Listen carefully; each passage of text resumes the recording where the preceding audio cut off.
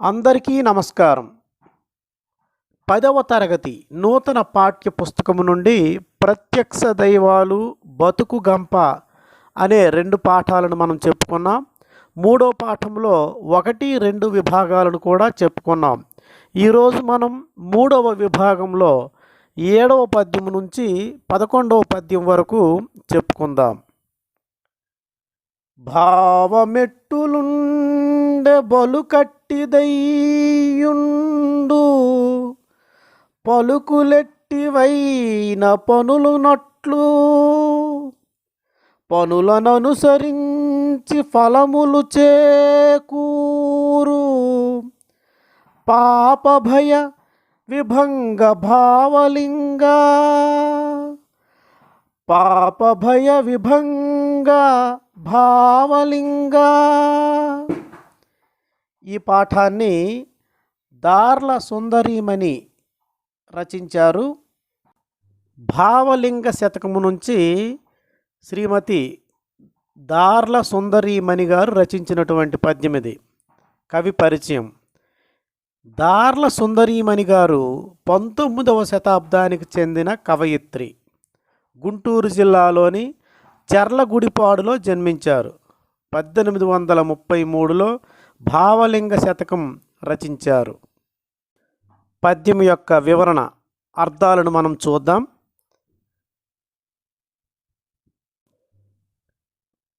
పాపభయ పాపాలను భయాలను విభంగ తొలగించేవాడా భావలింగ ఓ భావలింగ స్వామి పాపాలను భయాలను తొలగించేవాడా ఓ భావలింగ భావమెట్టులుండే మనసులోని ఆలోచనలను బట్టి పలుకు అట్టిదయ్యుండు. పలుకు అంటే మాట. మనసులో ఆలోచనలను బట్టి మనం మాట్లాడే తీరు ఉంటుంది. పలుకెట్టివైనను అంటే మనం మాట్లాడేటటువంటి మాటలు ఎలా ఉంటాయో పనులట్లు మనం మాట్లాడే మాటలను బట్టి మనం పనులు చేసే విధానం కూడా అలానే ఉంటుంది. పనులను అనుసరించి ఫలములు చేకూరు. మనం చేసేటటువంటి పనులను బట్టియే మనకు ఫలము అంటే ఫలితాలు ఉంటాయి అని రచయిత్రి ఈ యొక్క పద్యం ద్వారా మనకు తెలియజేస్తూ ఉన్నారు. భావం చూద్దాం. పాపాలను భయాన్ని తొలగించేవాడా ఓ భావలింగ మనసులో ఆలోచనలను బట్టి మాట్లాడే మాటలు ఉంటాయి. మాటలు ఎలా ఉంటాయో చేసే పనులు అలాగే ఉంటాయి. పనులను బట్టి ఫలితం ఉంటుంది. కాబట్టి మనం మాట తీరు చక్కగా ఉండాలని చెప్తూ ఉంటున్నారు కవయిత్రి గారు. 8వ పద్యము త్రిపురనేని రామస్వామి చౌదరి గారు రాసిన కుప్పుస్వామి శతకములోనిది. మాతృభాషయందు మాతృదేశమునందు మమతలేని వాడు మనుజుడగునే తగని మమతయుండు మృగపక్షి జాతికిన్ కూడా తెలియలేవే కుప్పుస్వామి తెలియలేవే కుప్పుస్వామి. మాతృభాషయందు మాతృదేశమునందు మమత లేనివాడు మనుజుడగునే తగని మమతయుండు మృగపక్షి జాతికిన్ కూడా తెలియలేవే కుప్పుస్వామి. కవి పరిచయం. త్రిపురనేని రామస్వామి చౌదరి క్రీస్తు శకం 1887 1943 కృష్ణా జిల్లా అంగళూరులో ఒక రైతు కుటుంబంలో జన్మించారు. కుప్పుస్వామి శతకము, సూత పురాణము, కూని, రాణా ప్రతాప్ వంటి రచనలను చేశారు. పద్యం యొక్క వివరణ అర్థాలను చూస్తూ వివరిద్దాం. ఓ కుప్పుస్వామి, ఓ కుప్పుస్వామి, మాతృభాషయందు, మాతృభాష పైన, మాతృదేశమునందు, మాతృదేశము పైన మమత లేనివాడు, ప్రేమ లేనివాడు మనుజుడగునే, మానవుడవుతాడా? మానవుడు కాదు అని అర్థం.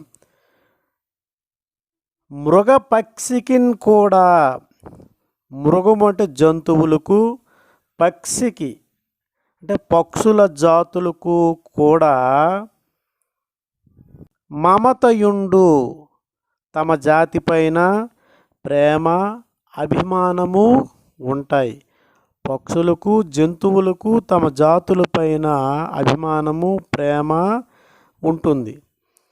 కానీ మానవులుగా మన దేశము పైన మన భాష పైన మనకు అభిమానము ప్రేమ లేకపోతే వారు మనుషులు కాదు అని ఈ పద్యము ద్వారా మనకు త్రిపురనేని రామస్వామి చౌదరి గారు తెలియజేస్తూ ఉన్నారు.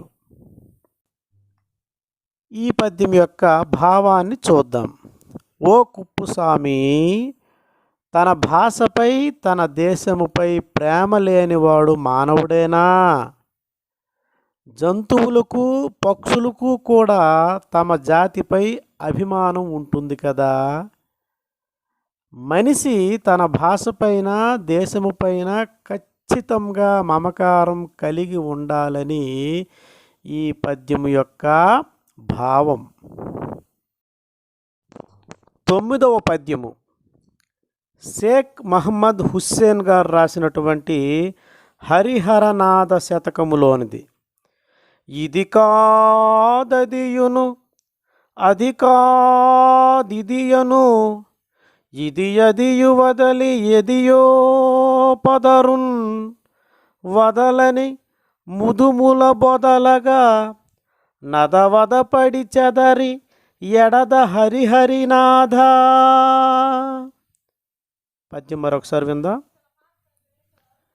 ఇది కాదదియును, అది కాదిదియను, ఇది అదియు వదలి ఎదియో పదరున్, వదలని ముదముల బొదలగా నదవదపడి చెదరి ఎడద హరిహరనాథ. కవి పరిచయం. షేక్ మహమ్మద్ హుస్సేన్ గారు రాసిన పద్యం ఇది.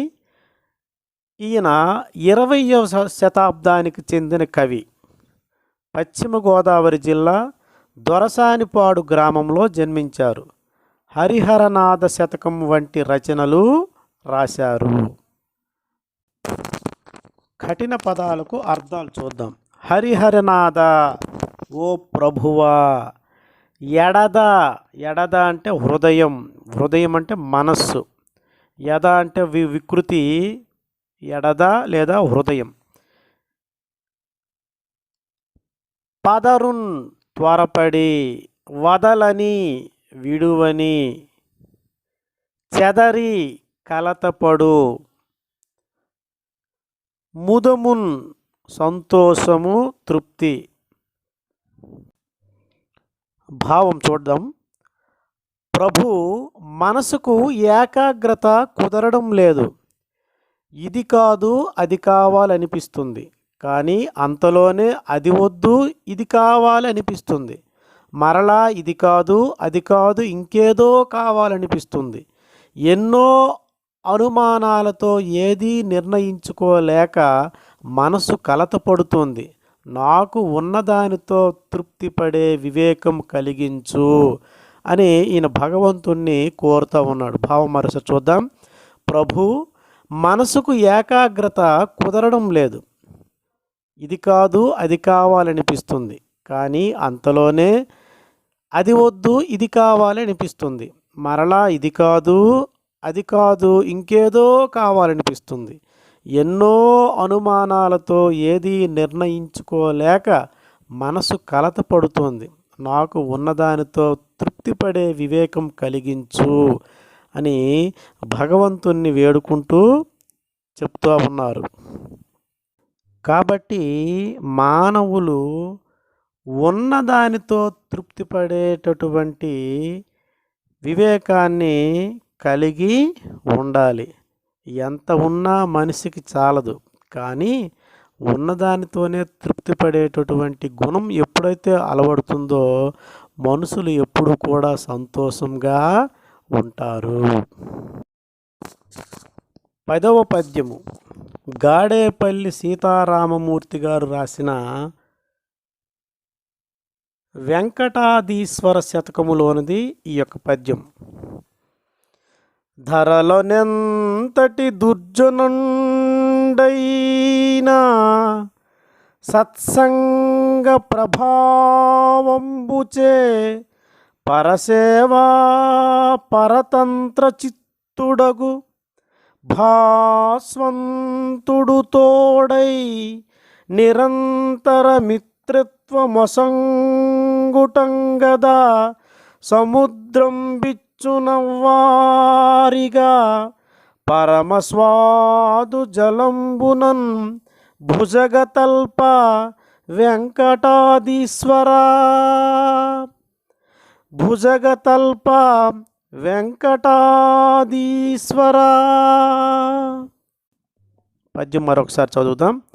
ధరలోనెంతటి దుర్జనుండైన సత్సంగ ప్రభావంబుచే పరసేవా పరతంత్ర చిత్తుడగు భాస్వంతుండు తోడై నిరంతర మిత్రత్వమొసంగుటన్ గదా సముద్రం బిచ్చునవ్వారిగా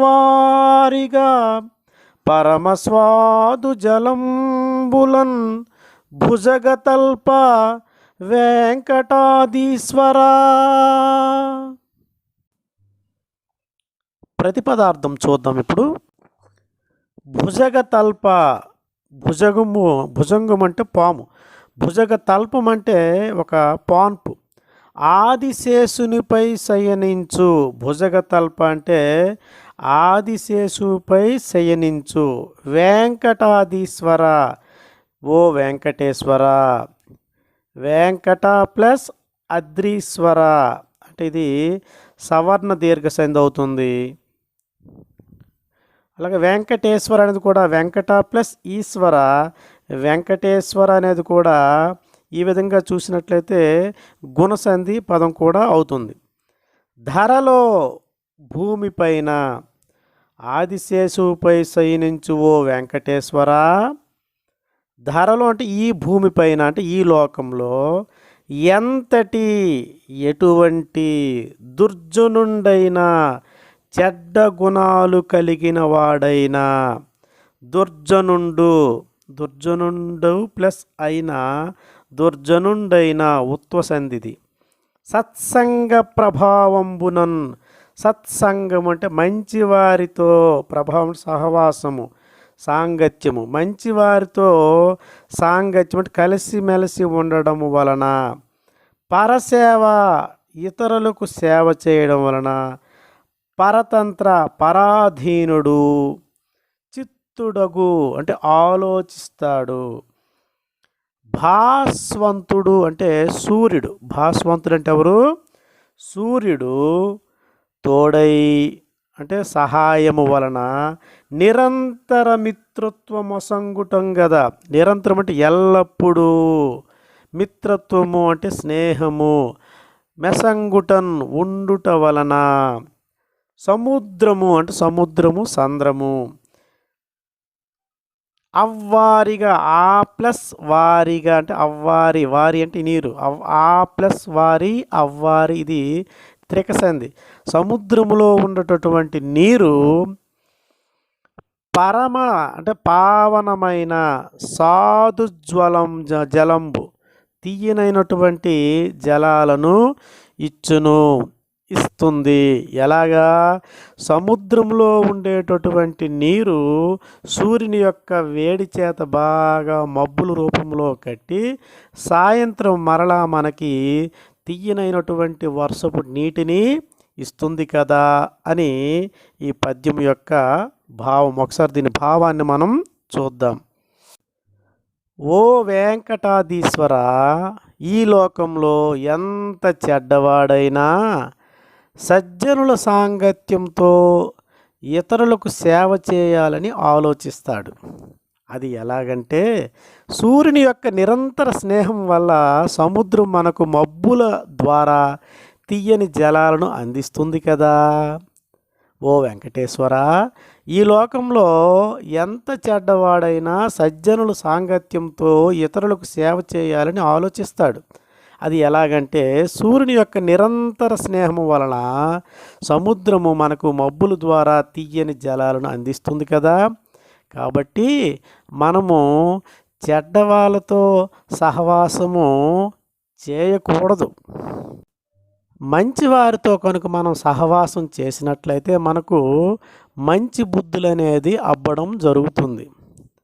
చెడ్డవారితో సహవాసం చేయడం వల్ల చెడు బుద్ధులు కలిగి మనము కూడా చెడ్డవారిలా మారిపోతాం.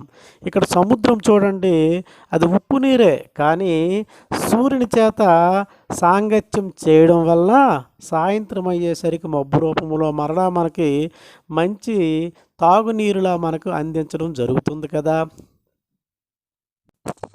ఈ పద్యాన్ని రాసిన రచయిత గాడేపల్లి సీతారామమూర్తి గారు. క్రీస్తు శకం 1935 2018 కాలాలకు మధ్య ఉన్నటువంటి వాడు. ఉమ్మడి ప్రకాశం జిల్లా అద్దంకి నివాసి. ఈయన 20వ శతాబ్దానికి చెందినవారు. వెంకటాధీశ్వర శతకం, అశ్వత్థామ, సుందరోత్పల రామాయణం వంటి రచనలను ఇతను రాశారు. ఇతనికి ఉన్నటువంటి బిరుదు అభినవ సూరణ బిరుదాంకితుడు.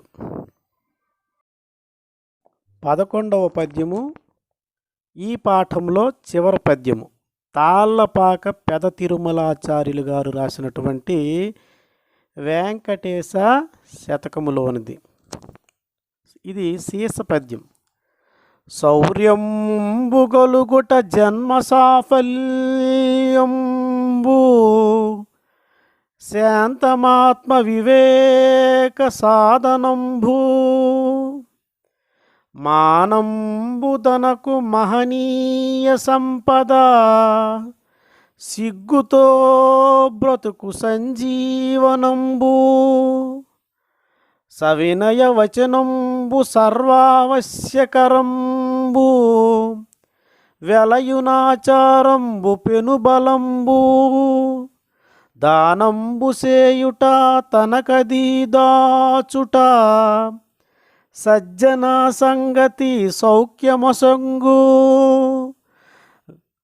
గానబుదులీ గుణంబులు మానకెప్పుడు, తగిలి మిమ్ము భజింతురు తలచి తలచి, కలిత లక్ష్మీస సర్వజగన్నివేశ, విమల రవికోటి సంకాస వెంకటేశ, కలిత లక్ష్మీస సర్వజగన్నివేశ, విమల రవికోటి సంకాస వెంకటేశ. ఇది మకుటము పాదద్వయము, అంటే 2 పాదాలు మకుటముగా వచ్చేటటువంటి పద్యము. ఈ పద్యాన్ని రాసిన కవి తాళ్ళపాక పెద తిరుమలాచార్యులు. క్రీస్తు శకం 1460 1548 మధ్య కాలానికి చెందిన కవి. పదకవితా పితామహుడైన తాళ్ళపాక అన్నమాచార్యుని 2వ కుమారుడు. సుదర్శన రగడ, వెంకటేశ శతకము, వెంకటేశ్వర వచనాలు, ఆధ్యాత్మిక సంకీర్తనలు వంటి రచనలను చేశారు. ఈ పద్యం యొక్క వివరణ ఇప్పుడు చూద్దాం. కలిత లక్ష్మీస, సర్వ జగన్నివేశ విమల రవికోటి సంకాస వెంకటేశ. సర్వ జగన్నివేశ అంటే అంతటా వ్యాపించినవాడా. కలిత లక్ష్మీశ లక్ష్మీదేవిని కలిగినవాడా. విమల రవికోటి సంకాస శ్రేష్టమైన కాంతితో ప్రకాశించేవాడా. వెంకటేశ ఓ వెంకటేశ. శౌర్యంబు కలుగు జన్మ సాఫల్యంబు పరాక్రమము శక్తి కలిగి ఉండటం వలన జన్మకు ప్రయోజనం చేకూరినట్లే. శాంతమాత్మ వివేక సాధనంబు శాంతము కలిగి ఉంటే తనలో తాను మంచి చెడులను విచారించుకోవచ్చును. మానంబు తనకు మహనీయ సంపద తనపై తాను గౌరవాన్ని కలిగి ఉండడము జీవితంలో గొప్ప సంపద వంటిది. సిగ్గుతో బ్రతుకు సంజీవనంబు సిగ్గు అంటే లజ్జ లజ్జను కలిగి జీవించడం సంజీవనము వంటిది. సవినయ వచనంబు సర్వావశ్యకరంబు వినయముతో కూడిన మాట అందరినీ ఆప్తులను చేస్తుంది. వెలయనాచారంబు పెనుబలంబు ఆచారాన్ని పాటించడము గొప్ప బలాన్ని చేకూరుస్తుంది. దానంబు చేయుట తనకది దాచుట తనకున్న దాన్ని త్యాగము చేయడము దాచుకున్న సంపదలతో సమానమైనది. సజ్జన సంగతి సౌఖ్యమొసగు మంచివారితో కలిసి మాట్లాడడము నిజమైన సుఖముని ఇస్తుంది. కావున బుధులి గుణంబులు మానకెప్పుడు బుధులు అంటే ఇక్కడ పండితులు విద్యావంతులు ఈ గుణాలను ఎప్పుడూ వదిలి పెట్టరు. ఇక్కడ మనకి పెట్టారు అని మనకు భావంలో ఇవ్వడం జరిగింది కానీ పెట్టరు. తగిలి మిమ్ము భజింతురు తలచి ఎల్లప్పుడూ భగవంతుని భక్తితో సేవిస్తూ ఉంటారు. కాబట్టి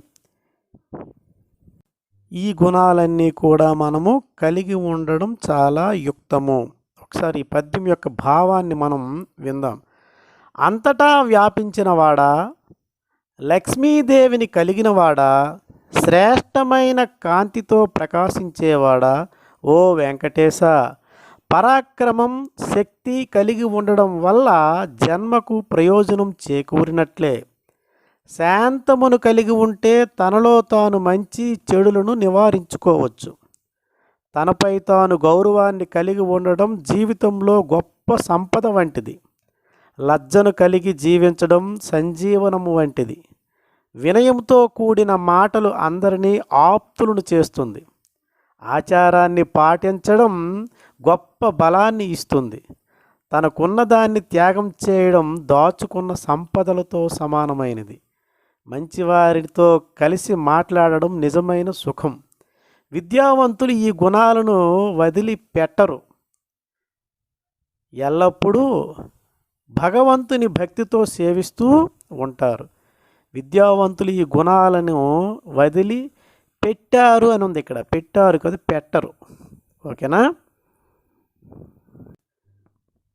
మిగతా వ్యాకరణాంశాలు ఇవి చేయండి. అవగాహన ప్రతిస్పందన వ్యాకరణాంశాలు పదజాలము తరువాత విభాగంలో మనం చెప్పుకుందాం.